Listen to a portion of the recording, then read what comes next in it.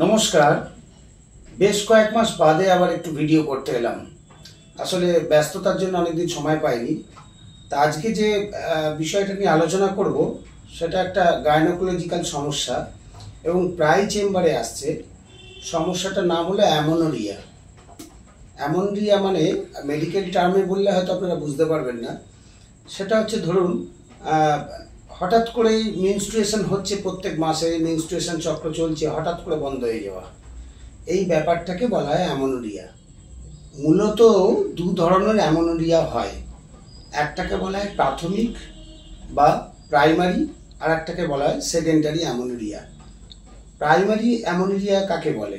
সেটা হচ্ছে যেমন ধরুন কোনো মেয়ের ক্ষেত্রে তার 14 বছর, 15 বছর, 16 বছর বয়স হয়ে গেছে, তারপরও তার মেনস্ট্রুয়েশন সার্কেল শুরু হয়নি, এটাকে বলা হয়। আর সেকেন্ডারি ক্ষেত্রে কি হয়, সেটা হচ্ছে দীর্ঘদিন হয়তো পিরিয়ডটা হয়ে আসছে, হঠাৎ করেই বা কয়েক মাস অথবা কয়েক বছরও হতে পারে, আমি এরকমও পেয়েছি 1-2 বছর ধরে পিরিয়ড বন্ধ হয়ে আছে, এটাকে বলা হয় সেকেন্ডারি অ্যামোনোরিয়া। তো এই প্রবলেমগুলো হচ্ছে কেন এবং ইদানিং প্রচুর পরিমাণে বাড়ছে কেন, তার বেশ কিছু কারণ রয়েছে। যেমন আমাদের ক্ষেত্রে কিন্তু এই ধরনের রোগ আসলে চেম্বারে বেশ কিছু যে রিপোর্টের প্রয়োজন পড়ে, সব ক্ষেত্রে রিপোর্ট নাও হতে পারে। মানে শুধুমাত্র মেডিসিন দিলাম, জিনিসটা ভালো হয়ে গেল বা সিস্টেমটা আবার চালু হয়ে গেল, এটাই। আপনারা খেয়াল করে দেখবেন, আজ থেকে 20-30 বছর আগে কিন্তু মানে আমাদের মা, পিসি, দিদি, এদেরকে এই ধরনের সমস্যায় বেশি ডাক্তারদের কাছে যেতে হতো না। আর আজকাল আমরা দেখছি নিত্য এই ধরনের পেশেন্ট আসছে। তার কারণ হচ্ছে শুধুমাত্র যে শারীরিক সমস্যা তা না, অনেকটা আমরা নিজেরা ক্রিয়েট করছি। যেমন এই অসময়ে খাওয়া দাওয়া, কি ধরনের খাবার খাবো, ভারতবর্ষে থেকে আমেরিকান খাবার খাওয়া, এই ধরনের সমস্যাগুলো কিন্তু এই জায়গা থেকেই আসছে বলে আমার প্রাথমিক ধারণা। এখন প্রশ্ন হলো কি কি কারণে অ্যামোনোরিয়া হয় বা হঠাৎ করে এরকম মেনস্ট্রুয়েশন চলছে হঠাৎ করে বন্ধ হয়ে যায়। তার বেশ কিছু কারণ রয়েছে।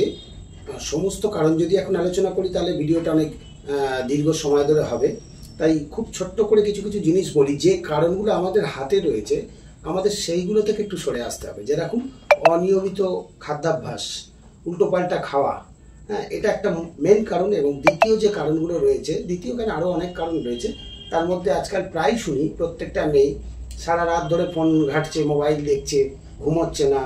এই যে প্রত্যেকটা মানুষের 6 থেকে 7 ঘন্টা ঘুমানোর দরকার, এবং তারা অনেকে জানেই না যে আমরা খুব সুন্দরভাবে না ঘুমোলে আমাদের শরীরে অনেক ধরনের হরমোন ডিসঅর্ডার হয়ে যায় বা হরমোনগুলো সিক্রেশন হয়ই না। তাহলে একটা হরমোন যখনই সিক্রেশন ঠিকঠাক মতো হবে না, তখন শরীরে অন্যান্য হরমোনগুলো ডিস্টার্ব শুরু করবে। এরপর আমাদের প্রচুর পরিমাণে প্যাথোলজিক্যাল টেস্ট করতে হবে। যেমন থাইরয়েডের ব্যাপার রয়েছে, থাইরয়েড আছে কিনা, পলিসিস্টিক ওভারি আছে কিনা, এছাড়া আরও অনেক রকমের টেস্টের ব্যাপার রয়েছে। যদিও আমাদের চিকিৎসার ক্ষেত্রে এত টেস্টের সব ক্ষেত্রে প্রয়োজন পড়ে না, কিন্তু অনেক পেশেন্ট আছে যাদের সমস্যা বুঝে আমাদের অবশ্যই টেস্ট দিতে হয়। আমার তাই আপনাদের কাছে অনুরোধ, একটু খেয়াল করুন এবং নিজেরা নিজেদের জীবনযাত্রাকে একটু বদলানোর চেষ্টা করুন। সময় মতো খাওয়া দাওয়া এবং যেটুকু খাবেন একটু সুষম আহার করা। যে খাবারগুলো মানুষে খায় অন্তত সেই ধরনের খাবারগুলো খান, বা যে ধরনের খাবার আপনি জন্ম থেকে আমাদের জিনগত যে খাবারগুলো চলে এসছে, আমার দাদু বাবা কাকারা খেয়ে এসেছে, সেই ধরনের খাবারের মধ্যে থাকা এবং লেট নাইট না করা, হ্যাঁ, এবং অতিরিক্ত স্ট্রেস টেনশন না নেওয়া, বা অফিসিয়াল কাজের জন্য অনেককে রাত জাগতে হচ্ছে, এই জায়গাগুলো থেকে একটু সরে আসতে হবে। এবং ভাবতে হবে প্রত্যেক মেয়েই কিন্তু আজ নয় কাল মা হবে, এবং সেক্ষেত্রেও কিন্তু এই ধরনের সমস্যা থাকলে প্রচুর বাধা বিপত্তির সম্মুখীন হতে হবে আগামী দিনে। তাই সবার কাছে অনুরোধ, এই ব্যাপারগুলো একটু মনোযোগ সহকারে চিন্তা করবেন, ভাববেন, এবং আশা করব সবাই সবার জীবনযাত্রা একটু বদলাবে, তবেই কিন্তু মেডিসিন কাজ করবে। শুধুমাত্র মেডিসিনের উপর নির্ভর করেই এই রোগগুলো থেকে যে আপনারা পুরোপুরি মুক্ত হয়ে যাবেন, এটা না ভাবাই ভালো। তাহলে আলোচনা দীর্ঘমেয়াদী করলাম না, আজকের মতো এখানেই শেষ করছি। নমস্কার, আবার দেখা হবে খুব শীঘ্রই।